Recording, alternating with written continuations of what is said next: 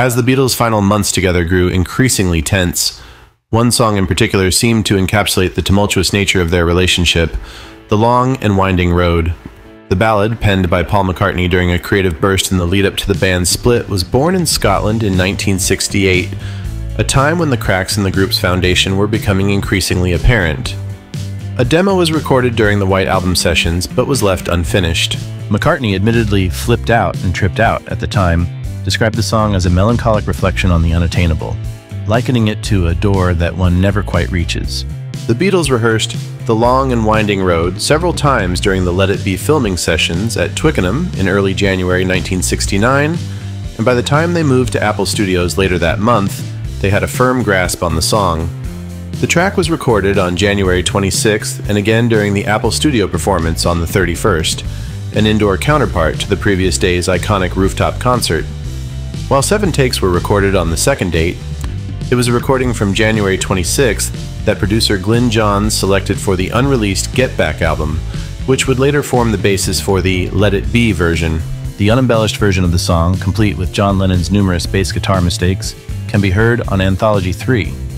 In reality, the recording was little more than a run-through, with minimal effort put into perfecting the performance. When Phil Spector was brought in by John Lennon to work on the Let It Be tracks in March and April 1970, he made the controversial decision to overdub strings in a choir, arranged and conducted by Richard Hewson. Ringo Starr also contributed drums during the April 1st session. These additions were intended to mask the shortcomings of the original version, but the process was not without its risks. In order to make room for the orchestral overdubs, Spector erased one of McCartney's 2 vocal tracks, a move that would later incite the bassist's fury. Upon receiving a pre-release acetate of the song, McCartney was outraged and demanded changes be made.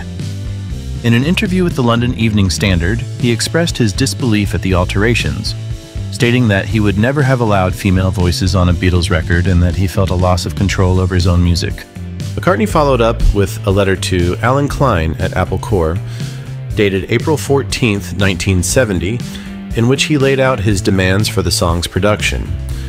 He insisted that the volume of the added elements be reduced, the vocals and Beatles instrumentation be brought up, and the harp at the end of the song be removed entirely, with the original piano notes reinstated. He concluded the letter with a stern warning, "Don't ever do it again." Despite McCartney's objections, Let It Be was released a month later with Spector's additions intact. George Martin, who had been uninvolved in the album's final production, sided with McCartney, calling the changes uncharacteristic of the Beatles' reputation. The dispute over The Long and Winding Road was one of the factors that led to McCartney's decision to leave the Beatles, as revealed during the band's dissolution hearing at the High Court of London in February 1971. Spector, however, remained unapologetic, dismissing McCartney's complaints and pointing out the bassist's willingness to accept an Academy Award for the Let It Be soundtrack and to perform the song with the orchestral arrangements during his solo tours.